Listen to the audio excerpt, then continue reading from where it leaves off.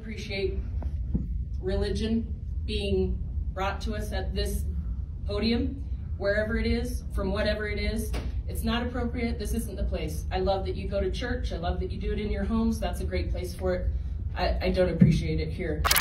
Yo, these people kill me always using Jesus and the Bible to justify whatever horrible views and actions that they take.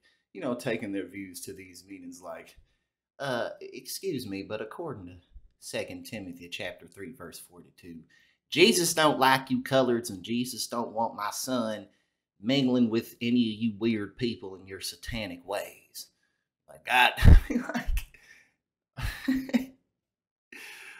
oh man, I'm not going to get off on too much of a tangent with that. But anyway, it really is. It's nothing new. People have been using religion as a way to justify whatever it is that they do, whether it be horrible things or good things, ever since the concept of religion has been around.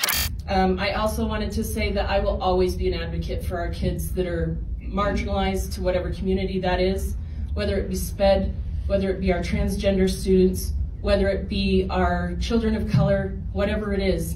You see people do this with Christianity. You see people do this with the Muslim faith, with the Jewish faith, the wars that have been fought, you know, in ancient civilization, you know, Roman wars, Greek wars, Genghis Khan's rule.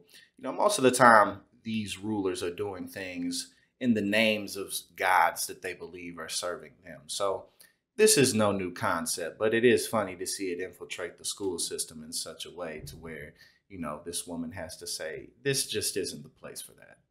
And I treat all of those students and will always have a place in my heart for them, as well as any of the other students that are less marginalized.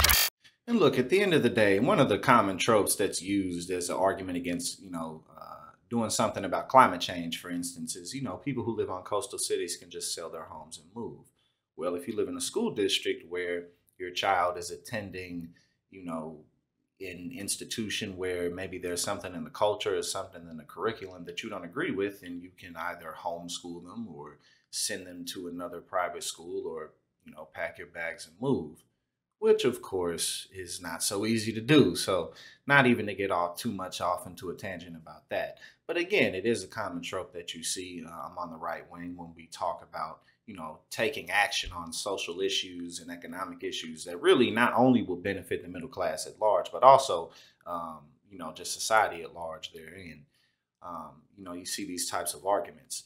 So the bottom line is that if you have such an issue with your child being in these institutions, then put them somewhere else.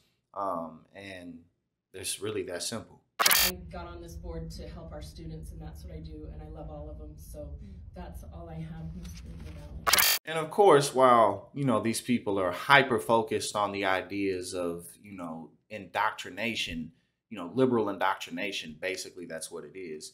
They're missing the agenda of them being robbed blind. You know, they're blindly supporting a party who is not for them if they don't meet a certain type of tax bracket, as we all know all the time. You know, they're so hyper focused on these cultural issues that, again, they can just take their children and put them in a different school district if it's really that serious to them.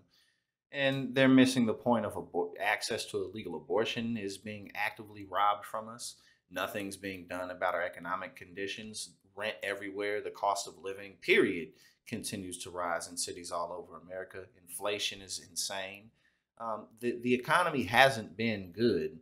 Wages haven't risen for decades. Things have been relatively stagnant for everybody while the wealthiest among us have continued to become more wealthy. The economic divide continues to grow.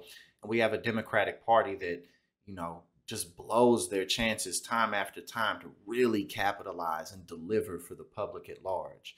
And now, you know, here we go into 2024 with Biden versus Trump. But that's where we are, which again, I always close out with, it's up to us to really do something about it.